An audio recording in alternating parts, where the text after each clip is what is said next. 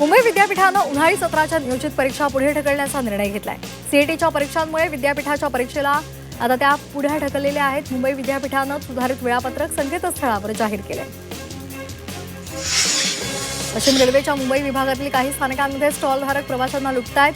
चर्चगेट महालक्ष्मी स्थानकांवरील स्टॉलवर 14 रुपयांना मिळणारी रेल नीरची बाटली आता 20 रुपयांना विकली जाते। उन्हाळ्यामुळे पाण्याच्या बाटल्यांची विक्री मोठ्या प्रमाणावर होते। छत्रपती संभाजीनगरातील महापालिकेच्या प्राथमिक आरोग्य केंद्रांमध्ये लहान मुलांना दिल्या जाणाऱ्या लसींचा साठा संपुष्टात आलाय। त्यामुळे लसीकरण सेवांवर परिणाम झालाय। मुलांचं लसीकरण करण्यासाठी आलेल्या पालकांना वारंवार फेऱ्या माराव्या लागतात।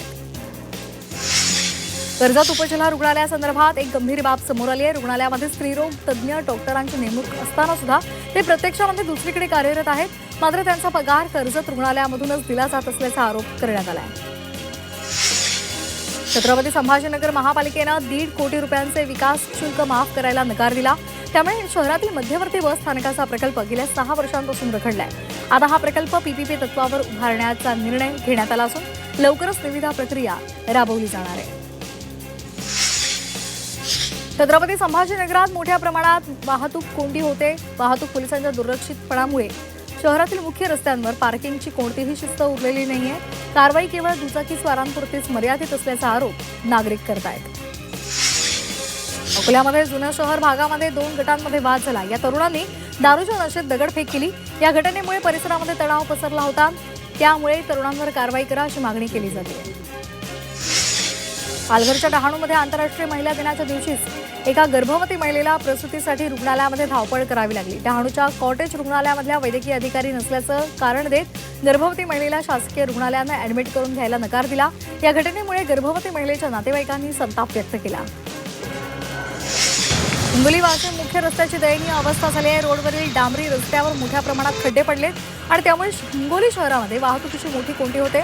वाहन चालकांना खड्ड्यामधूनच प्रवास करावा लागतो। नाशिकमधील त्र्यंबकेश्वर देवस्थानमध्ये भाविकांना मारहाण झाल्यामुळे दंडाधिकाऱ्यांची चौकशी करण्यात आलेली आहे। विविध घटनांसंदर्भात माहिती, तक्रारी तसंच पुरावे ज्या नागरिक आणि भाविकांकडे असतील त्यांनी सादर करावेत असं आवाहन दंडाधिकाऱ्यांनी केलं।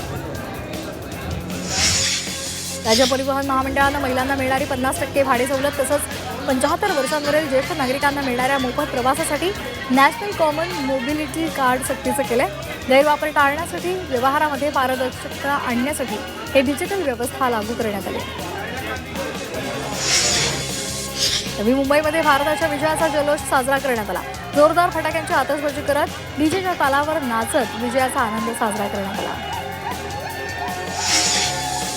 पुण्याच्या शिरूर तालुक्यामध्ये सिंगरवाडीमध्ये जिल्हा परिषद शाळेकडून आगळावेगळा उपक्रम हाती घेण्यात आलाय।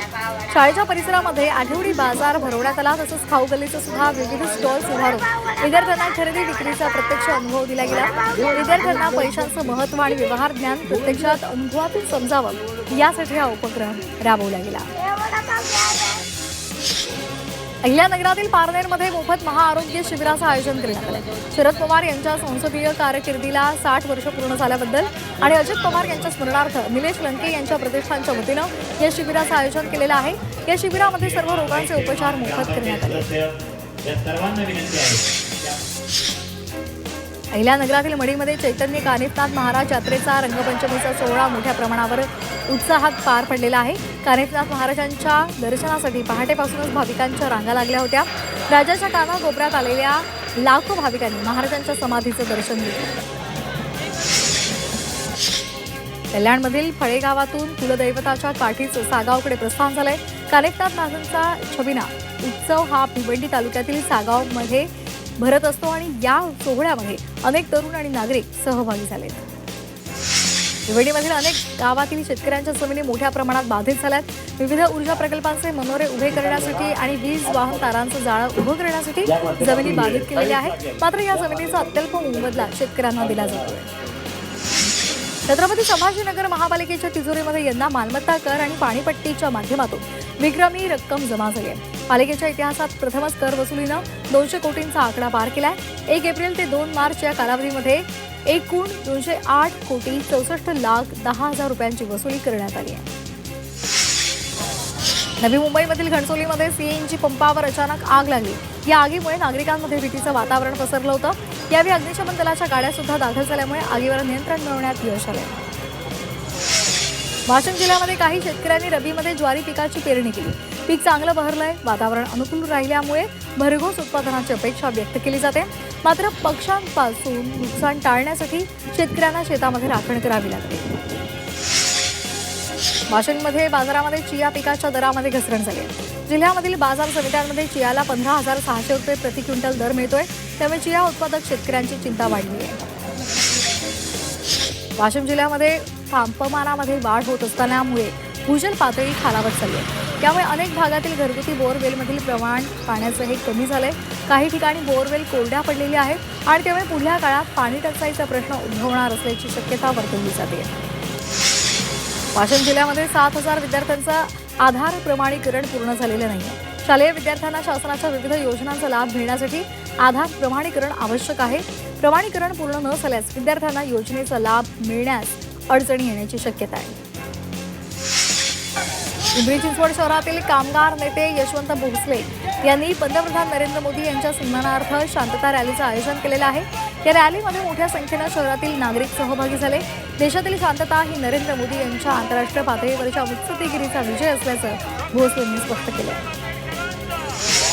छत्रपती संभाजीनगरमधल्या पैठणमध्ये संत एकनाथ महाराज यांच्या नाथषष्ठी मुख्य सोहळ्याला आजपासून उत्साहात सुरुवात झाली आहे. संत भानुदास आणि एकनाथांच्या गजरानं संपूर्ण पैठण नगरी भक्तिमय वातावरणात दुमदुमून गेली आहे. पुण्याच्या आंबेगाव तालुक्यामधील पिंपळगावमध्ये वन विभागानं लावलेल्या पिंजऱ्यामध्ये सलग 3 दिवसात तिसरा बिबट्या जेरबंद झालाय. या ठिकाणी एकाच वेळी 4 बिबटे फिरत असल्याचं नागरिकांनी सांगितलं. आता या परिसरामध्ये 3 बिबटे 3 दिवसात जेरबंद झाले असून त्यांना बिबट निवारण केंद्रामध्ये पाठवण्यात आले. बीड जिल्ह्यामध्ये मुदत संपणाऱ्या ग्रामपंचायतींवर अखेर प्रशासक नियुक्त करण्याचा निर्णय झालाय. जानेवारी ते डिसेंबर 2026 या कालावधीमध्ये मुदत संपणाऱ्या तब्बल 121 ग्रामपंचायतींवर प्रशासक नेमण्याचे आदेश राज्य शासनानं जारी केलेत.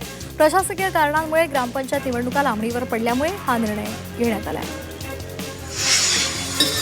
भीमाशंकर मंदिर विकास कामांमुळे 3 महिने बंद ठेवण्याचा निर्णय घेण्यात आलाय.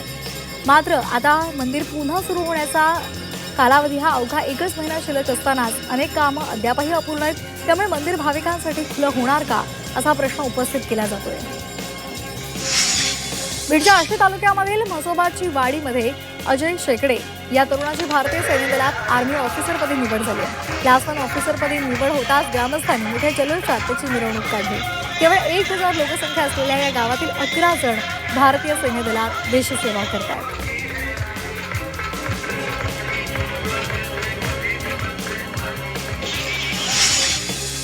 कल्याणमधील फळे गावात दुकानाचं शटर तोडून चोरट्यांनी दुकानामध्ये शिरून दुकानामधली लाखो रुपयांची रोख रक्कम ही लंपास केलेली आहे. या चोरीची घटना दुकानाच्या सीसीटीव्हीमध्ये कैद झाली आहे. या घटनेमुळे पोलिसांची गस्त वाढवण्याची मागणी केली जाते. हिंगोलीच्या सेनगाव तालुक्यातील कापडशिंगी गावामध्ये रोजगार हमी योजनेचा निधी हडप केल्याची तक्रार ग्रामस्थांनी केली. कापडशिंगी गावामध्ये रोजगार हमी योजनेअंतर्गत 2020 ते 2025 या कालावधीमध्ये 200हून अधिक कामं करण्यात आली आहे. मात्र यापैकी 100 कामं बोगस असल्याचा आरोप ग्रामस्थांनी केला. तसंच गुन्हे दाखल करण्याची मागणी सुद्धा केली जाते. मालवणमधल्या कोळंबमध्ये खालचीवाडीत गाव समितीचे अध्यक्ष संदीप शिलेटकरांवर काल गोळीबार झाला. त्यांच्या डोक्याच्या बाजूने गोळी गेल्यामुळे ते वाचले. दरम्यान पोलिसांनी पंचनामा करून तपासाला सुरुवात केली. जमिनीच्या वादातून गोळीबार झाल्याचा अंदाज आहे. रस्ता अडवून वाहनांची लूट करणाऱ्या 2 टोळ्यांविरोधात बीड पोलिसांनी मिनी मकोका अंतर्गत कारवाई केली. गेल्या आठवड्यामध्ये माजलगावात सराफा व्यापाराला लुटलं होतं. शिवाय धुळे सोलापूर महामार्गावर भाविकांची गाडी अडवून लूट केली होती. या दोन्ही प्रकरणामधील आरोपींना बीड पोलिसांनी बेड्या ठोकल्या. लातूरमध्ये सार्वजनिक ठिकाणी मद्यप्राशन करून धांगडधिंगा करणं चांगलंच महागात पडलंय. स्थानिक गुन्हे शाखेच्या पोलिसांनी धडक कारवाई करत 59 जणांविरोधात कारवाई केली. पोलिसांनी विशेष मोहिमेअंतर्गत या ठिकाणी धाड टाकत कारवाई केली.